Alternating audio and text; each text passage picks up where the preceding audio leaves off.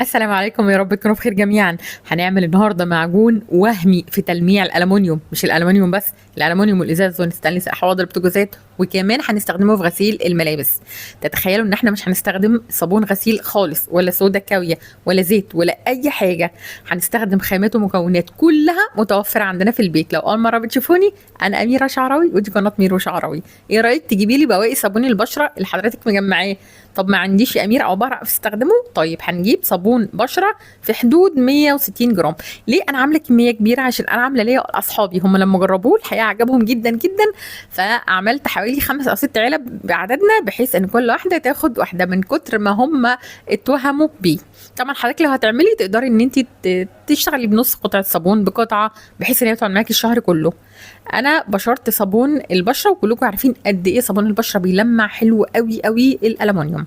طب بالنسبه لريحته يا اميره، لا هنظبط الموضوع ده ما تقلقوش. عايزه منك معلقتين من المسحوق البودر، طبعا يكون غسالات عاديه علشان ما يقضيش على الرغوه. مسحوق البودر لو كترتيه وارد انه يفصل معانا الصابون. وتاني حاجه، بيخلي السلك الالومنيوم يبرم تحت ايدينا كده واحنا بندعك بيه. عايزه بقى يا جماعه منقوع الكركديه. طبعا كلنا عارفين قد ايه منقوع الكركديه بيلمع الالومنيوم حلو قوي قوي فوق ما تتخيلوا. عملنا منه قبل كده وصفات كتير، وعملنا منه صابون بالزيت والصودا الكاويه، والحقيقه كان الصابون تحفه.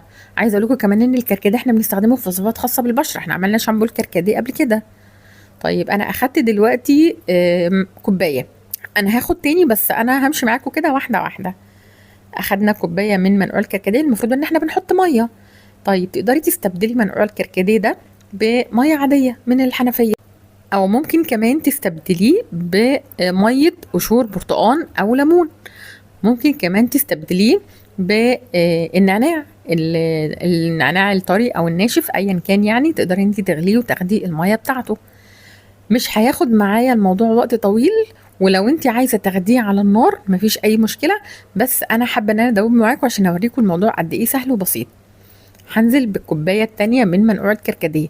على فكره هقول لكم على حاجه، عارفين لما بنعمل كركديه ساقع وكركديه سخن، الورق اللي بيفيض انا ممكن احط عليه ميه وارجع تاني اغليه، واخد بقى الميه بتاعته واعمل بيه كده. ده في حال ان حضرتك طبعا مش حابه تشتغلي بكركديه لسه جديد يعني.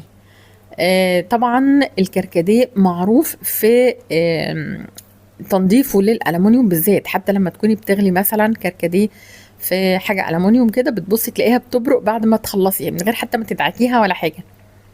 طبعا انا بنزل بالكركديه بالتدريج كده، وعايزه اقولك ان حتى لو نزلت بلتر كامل الصابون هيرجع يتجمد تاني. يتجمد يا جماعه مش يتصلب. المعجون ده في الاخر هيبقى عباره عن معجون معانا متجمد، مش حاجه كده صلبه زي الصابون الصلب اللي احنا بنعمله بالزيت والصودا الكاويه. يلا بقى نروح على المكون التاني اللي معانا، وهو الخل. كلنا عارفين ان الخل يعتبر مطهر ويعتبر معقم، وكمان بينظف وبيلمع معانا. لو احنا هنغسل الملابس او بقعه في الملابس بالمعجون ده هتنضف معانا حلو قوي. كلنا عارفين ان الخل بيقضي على الوبر اللي موجود في الملابس. اضافه الخل النهارده معايا اختياري، يعني انا مش بقول اساسي ان انت تحطيها، ولكن انا بوريكي المعجون اللي انا عملته وعجبهم جدا جدا وعجبني انا كمان، فرجعت اعمله مره تانية.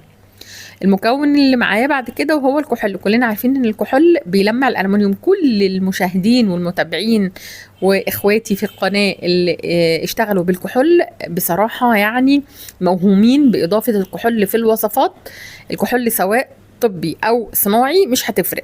حتى يا جماعه لو عندكم الكحول اللي هو موجود، المطهر اللي كنا كلنا بنستخدمه ايام الكورونا، انا مش عايزه منه كتير. يعني لو حضراتكم شفتوا انا ما خدتش منه غير تقريبا هي كوبايه واحده. طبعا اول ما تنزلي بالكحول هتلاقي الصابون بقى عامل زي الميه كده. طبعا ده شيء طبيعي، مفيش اي مشكله، ما تقلقيش خالص. هو هيرجع يجمد معانا تاني. الكحول يعتبر مذيب للدهون اللي موجوده في الملابس، عشان انت لو عندك بقعه مثلا زيوت او شحوم او الكلام ده، فهتستخدمي المعجون ده وهينضفها على طول. طب يا اميره ده فيه كركديه، هو الكركديه ده مش هيأثر على موضوع الملابس بالذات لو فاتحه؟ نهائي. وانا وريت لكم قبل كده كنا عاملين صابون بالكركديه وغسلنا بيه بندانه لونها ابيض، ولا اتأثرت نهائي، ولا كان فيها اي اثر للكركديه خالص.